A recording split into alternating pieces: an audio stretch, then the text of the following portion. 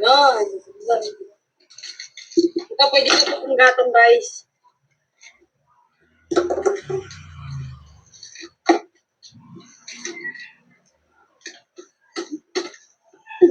Nidukduk masarap.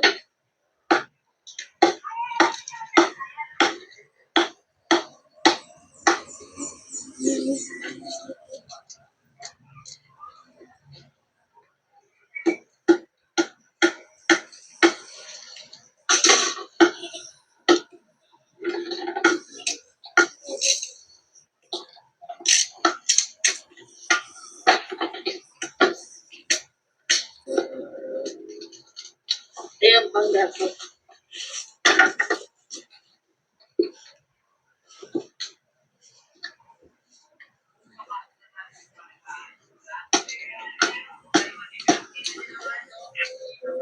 Pagkakunin natin guys.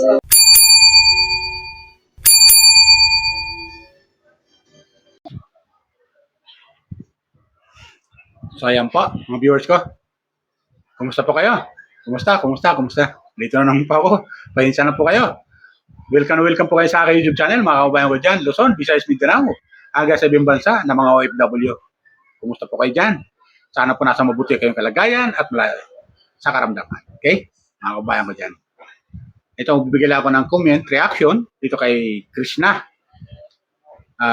Pero bago mag-umpisa, yung ugali ko, i-shoutout ko muna yung aking mga hinahangal, mga charity vlogger. Una-una is Krishna, mga Chris Pao fanatic, mga Krishna supporter, mga kapwa ko viewers, welcome kayo sa aking YouTube channel. Mga viewers si Krishna.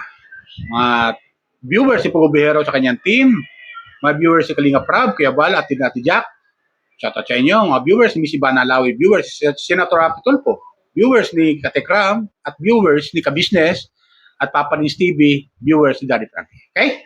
Tuloy tayo mga kabayan ko. So, magbibigay lang ako ng reaction, comment, mga viewers ko, dito sa,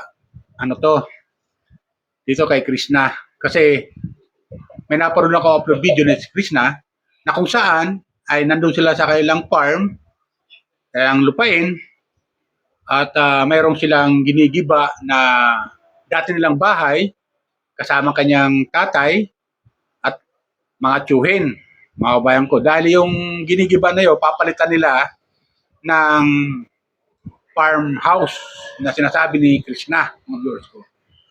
Farmhouse na pahingahan nila kasi doon niya linagay ni Krishna yung kanya mga alagang kambing na pinili niya para dumami nga naman.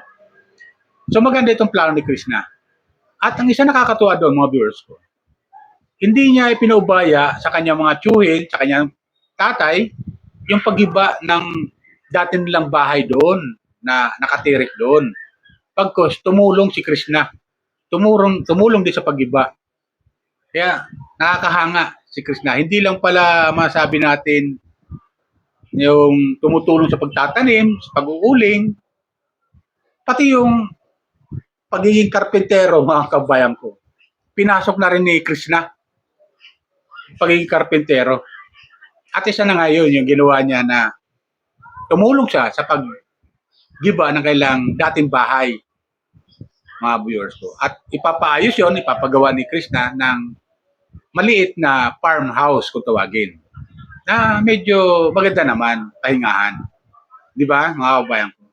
So maganda yung mindset ni Krishna, plano niya, para nga naman kung bibisita sa doon, sa lupay nila, at nandun yung kanyang mga alagang kambing, medyo maganda yung kanyang magiging tanawin. Sabi natin, para makapag-relax. Sabi natin, makapag-relax. Di ba? Bukod sa pagre-relax, nakapag-relax ka na, ay magagawa mo pang mag-vlog. Di ba? Nakita nyo naman, mga kabayan. Kahit ano ang gawin ni Krishna, basta binibidyo niya, sinusuportahan natin. Di ba? Ganun yung mga viewers ko. Comment lang kayo kung tama sasabi ko. Kaya itong mga nambabatikos kay Krishna, nambabas, masabi ko sa kanila, inggit lang sila.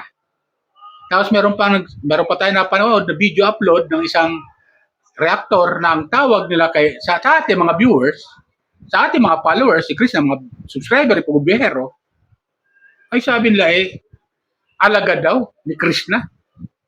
Ano akala nila sa kay Krishna? Kulto? Ano akala nila? Kulto? Di ba? Eh, professional naman tong nagsabi na to eh. Professional. So nga lang, di ko alam kung nasaan yung pagka-professional niya rito eh. O talagang nagpapakuan lang siya sa mga sa mga buzzers ni Krishna. O talagang gusto niya lang dumami yung mambas kay Krishna. Ano, yung bang ating pagkakaintindi mga viewers ko? Parang inuudyukan niya itong mga buzzer ni Krishna na lalo manggalaiti kay Krishna. Parang ganun eh. Tapos ang tawag niya sa mga followers, sumusuporta kay Krishna alagad. Ano kala niya? Kulto? Baka siguro siya. Kulto. Mga kabayan ko. Di ba? Ganun yung mga viewers ko. Pero ganun pa man, ang masabi lang natin dyan, sa mga taong nambabas kay Krishna, at yung nagsabing alagad tayo ni Krishna, na mga taga-suporta ni Krishna, mga followers ni Krishna, masabi ko lang dyan sa kanya, comment lang kayo kung tama sasabihin ko inggit ka lang kay Krishna. Dahil matagal ka na sa social media, hanggang ngayon, yung subscriber mo, hindi pa rin tumataas. Hindi katulad ni Krishna, wala na matulungan ni Pugubiyero, lalong tumaas yung subscriber ni Krishna. Ngayon, yung subscriber ni Krishna sa 81 na. Road to 100k na yan. Di ba, mga kababayan ko? Inggit ka lang. Kaya gusto mo siraan si Krishna. Siguro itong inggit na to na reactor, ito yung siguro nag-text kay Krishna na kung saan ay pinipim si Krishna na na sagutin siya ni Krishna sa PM niya. Kaso nga, ayaw sagutin ni Krishna kasi nga, ayaw ni Krishna na makasakit siya ng damdamin. Di ba ganun yan? Sabihan ni Krishna, matanda ka na, alam mo kung sino ka. Alam mo na kung sino ka. Di ba? So hindi siya nag-reply si Krishna dito, sa nag-PM sa kanya, at nang hindi reply ni Krishna, galit sa kanya. O, di ba? Kaya hindi si Krishna nag-reply dito dahil ayaw niya makasakit ng damdamin. Di ba? Baka kung ano pa masabi niya dito sa tao. Di ba? Siguro nakikimarites lang siya. Nung mga pangyayari noon, nung manggaling sila sa Davao, sa Mindoro at bumalik ng Davao, doon pumutok yun yung mga lalong dumami yung buzzer si Krishna Di ba? At hindi lang si Krishna ang binas dito pati si Pugubiyero binas din. Di ba? Mga kabayan ko. Ito kumuha ko ng video clip na kung saan si Krishna ay pinasok na ang pagiging karpentero. Karpentero ba? Sa lalaki, karpentero. Pag babae, karpentera. Okay? Ito, panoorin natin mga viewers ko. Kayo nang humusga ko na masabi nyo dito kay Krishna.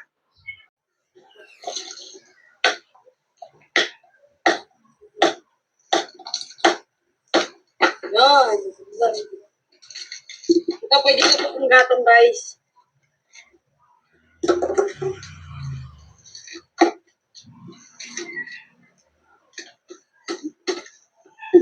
Nidukduk masulat.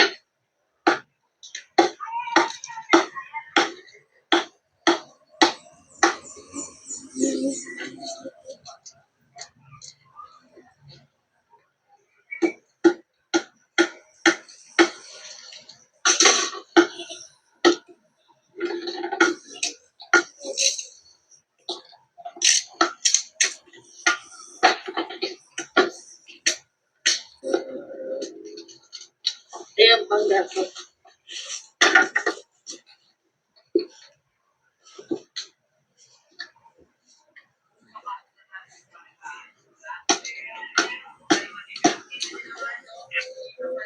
Pagkakunin natin guys. Ito mga sakit. Kaso ba?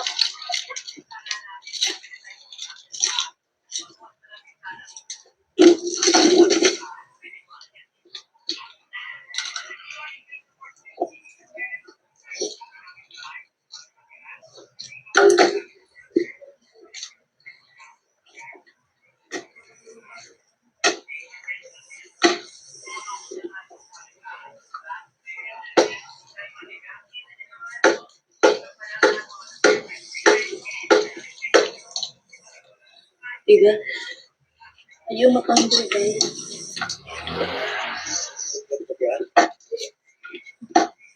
Ito yung ML.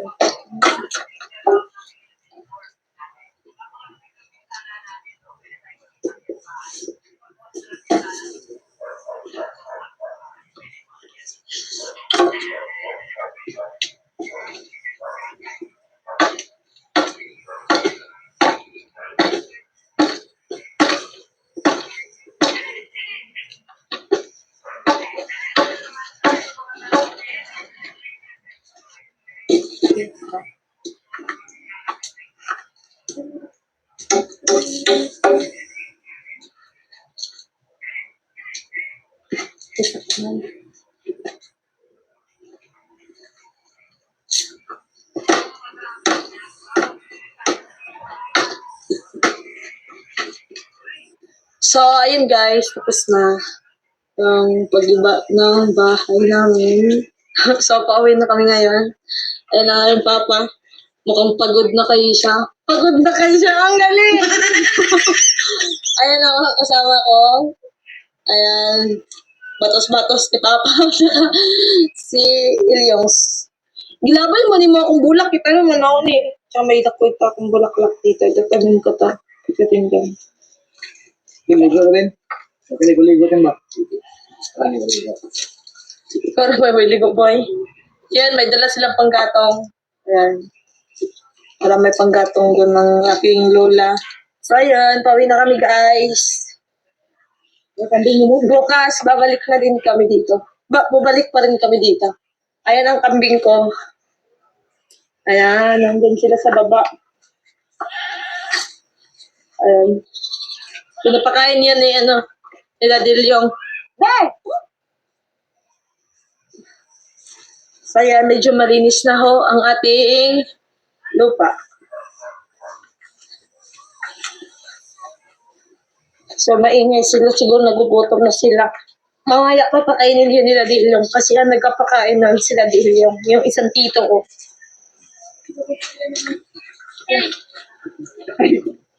So, dito pa rin sila. Ano ba sinugba ni mo? Ang kanya, may sinugba. Arabi ako kupang dito kuan. Kabut-but, aguan dyan pong. Tapos, sunod ko. Han. Ara. Wey. Wasik sa akin. Wala na may an. So, ayun, di ba? Mga kabayan. Nakakatuwa, di ba? Hindi lang siya yung nakatingin. Hindi lang siya, hindi kayang panoorin lang niya yung kanyang tatay, yung kanyang mga tiyuhin na gumagawa ng mga ganong bagay na pag pagsira doon sa kanilang dating bahay para mabilis ka agad matapos. Di ba gano'n yun? Tumutulong siya. Hindi siya yung nakatunganga lang. Kakaiba kasi ito si Krishna eh. Tama yung napanood kong isang reactor na babae rin na nasa ibang bansa, nasa UK. Kami sabi niya, kakaiba to si Krishna sa mga dalaga na napapanood natin. Ang isang katulad ni Krishna, yung mga ganong edad, yung ibang mga dalaga, di ba, andun sa puro enjoyment lang, puro kasayahan, andun sa mga disco, pasyalan, sa mga mall, pamamasyal, pagpapaganda. Pero si Krishna, kakaiba. Mas uunahin niya yung kapakanan ng kanyang pamilya. Mas uunahin niyang tumulong sa kanyang pamilya para kahit paano may pakinabang. Di ba? Para may pakinabang. O di ba? Napanood natin yung pagiging karpentera niya. Di ba? Nakakatuwa ang isang katulad ni Krishna. Nakadalagang tao, dapat ang isang katulad niya ay nasa bahay lang yan, nagpapasexy, nagpapaganda. Di ba ganun yan mga boyers ko?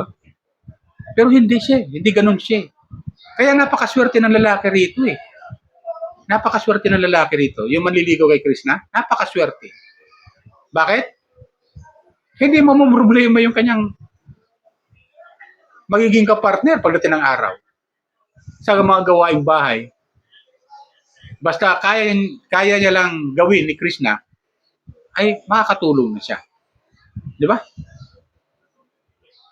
So, ganun siya. Hindi siya yung pabaya. Ang iniisip niya, kung paano siya makatulong sa kanyang pamilya, makatulong siya sa tatay niya, pag isa tiyuhin niya, nakututusin, kayang-kayang gawin naman ng tatay niya yun at saka mga tiyuhin niya eh. Di ba? Pero hindi siya ganun. Tumulong siya sa paggiba doon sa bahay na yon, na dati nilang bahay, at pag natapos yon, susunod na yung gusto ipagawa ni Chris na farmhouse na kanilang pahingahan doon sa lupain nila kasi nandun nga yung kanyang mga alagang kambing na nabili niya. Di ba ganun yung mga viewers ko? Comment lang kayo kung tama sasabi ko. Kaya nakakahanga ito si Chris na. Kaya kung bakit ganun lang tayo sumuporta sa kanya. Kasi kakaiba siyang dalaga. Kakaibang anak. Di ba? Talagang ang nasa isip niya kung paano siya makatulong sa kanyang pamilya.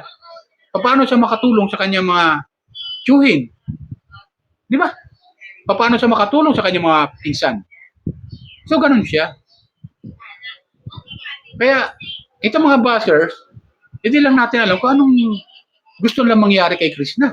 Ano, tutungangan nila si Krishna? Ganun ba? Tapos may comment pa rito, kung dahil kay Pugumbero, di ka makikilala sa social media. Totoo naman yan eh. Hindi naman kinakailan ni Krishna yun eh. Hindi kinakailan ni Krishna yun. Totoo siya, nagpapasalamat nga sa kay Pugumbero eh. At yun naman talaga ang purpose niya. Kaya humingi siya ng tulong kay Pugumbero para mag-vlog siya. Matulungan siya kung paano mag-vlog at para makatulong siya sa kanyang pamilya. Hindi ba? Alam naman natin ang buhay ni Krishna dati. Naikwento niya na. Pinasok niya ang pagiging kasambahay. Pinasok niya ang pagiging sales lady. Pinasok niya ang pagsasaka. Di ba? Yung pagtatanim ng mga halaman, ng mga pananim na pwedeng anihin pagdating ng araw. Di ba? So hindi kaila yun sa atin. Tapos, ang kagandahan dito mga viewers ko, naging girlfriend siya ni Pugumbero. Nasa dami-dami ng taon na nakalipas. Wala tayong nabalitaan na naging girlfriend si Pugumbero, malibang kay Krishna. Di ba? Ngayon, hindi natin alam. Baka in private, nag-uusap silang dalawa at sila lang nakakaalam noon. Wala tayong pakialam na doon sa kanilang relasyon dalawa. Di ba? Kaya, maghintay lang tayo kung anong magiging susunod ng mga kabanata sa kailang dalawa ni Pugumbero. Shoutout sa iyo po, Sir Paul, sa iyong team, sa mga viewers, shoutout sa inyo.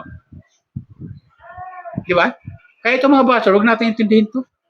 Marami tayo sa comment section na kung ano-ano mga sinasabi, pero halos, ano to eh, mas sakit na rin eh. Pag binabasa natin, labang kay Krishna, yung pababas. Kaya si Krishna, hindi lang masyadong umiimik to. Hindi na pinapansin mga buzzer. Dahil yun ang payo din ni Pugumbero sa kanya. Huwag mong pansin yung mga buzzers na yan. Kasi masisira lang diskarte mo. Siguro, ganun ang advice. Di natin alam yun. Di ba? Eh, si Pugumbero nga eh. Ang dami nang babasa kanya, pero wala, tinatawaan na lang ni Pugumbero. O, sino yung umaangat? Lalo, si Pugumbero. Eh, ganun din si Krishna. Kaya dahil di niya pinapansin itong mga buzzers, basta tama na yung mabasa niya, well, no comment na siya. Di ba? Tapos, itong isang reactor, di natin alam kung inggit na inggit ito. Comment lang kayo kung tama sasabi ko. Di natin alam kung inggit na inggit ito kay Krishna. Parang ayaw na ayaw nito na maging girlfriend ni Pugumbero. Napansin natin eh. Di ba? Yung mga nakaraang mga araw ng paggagal na sa Mindoro, kung ano-ano mga sinasabi niya. Di ba? Tapos may pasabi-sabi pa siya na kung ako, hindi ko nabibigyan ng second chance yan. Ang dami nag-comment doon, pwede bigyan ng second chance. Eh, hindi naman natin alam kung anong problema. Ba't bibigyan mo ng second chance? Eh, hindi naman natin alam kung anong problema. Wala naman silang sinasabi. Di ba? Ay, sinabi lang ni Pugumbero yung sa kanyang live na wala na yung Chris Pao. Wala na yung Chris Pao. Eh, yung Chris Pao na yun, ginagamit yun doon sa kanilang teleserye. Totoo naman talaga, wala na yung teleserye. Eh, wala na yung Chris Pao. Di ba gano'n? Pero yung siya lang dalawa, nandun pa rin yun. Kasi kung wala nang halaga si Krishna kay Pagumbihero, hindi ito papasyal doon kila Krishna, doon sa lola niya. Di ba? At magkakausap sila. Di ba ganun yun? Hindi papasyal to doon. Oh. Sabi ni Pagumbihero, patawaran na kung ano bang pinagkaroon ng problema, hindi natin alam yun. Sila na lang nakakaalam nun. Pero itong mga buzzers, wala ayaw pa rin tigilan si Krishna. Gawin din yung isang reactor. Kung tawagin niya yung mga taga-suporta ni Krishna, yung mga viewers, followers si Krishna, alagad ni Krishna. Ano ba yan? Ano, kulto? Utak kulto rin to eh. Di ba? Kaya tuloy, sinasagot siya ng isang reactor din eh. Salamat din sa nagre-reactor na against dito kay sa reactor na kung tawagin yung mga viewers ni Krishna, mga taga-suporta ni Krishna ay alagad ni Krishna. May napanood ko eh. Yung isang reactor din na talagang sinasagot dito itong isang reactor na naninira kay Krishna. Ang gustong mangyari nito, isa ito sa mga buzzer ni Krishna na hayagang nambabas kay Krishna. Hayagan. Mga kapwa ko viewers. Kamenta kayo ha. Yung tinutukoy ko sino yun. Babasahin ko lang. Hindi ko naman binabasa yung mga pangalan ninyo. Binabasa ko sino tinutukoy nyo. Ayaw ko lang bagitin pangalan kasi para por respeto pa rin sa kanya. Bigay pa rin tayo ng respeto sa kanya. Di ba ganun yan? So yun lang sa akin, members ko. Sana gusto niyo yung aking comment dito sa video, patuloy dito kay Krishna, na napakasipag na dalaga. Napakasipag. Kakaibang dalaga ito si Krishna. Okay? Yan lang po. Bye. Ingat piti lagi. Pagpalay po tayo ng pong may kapal.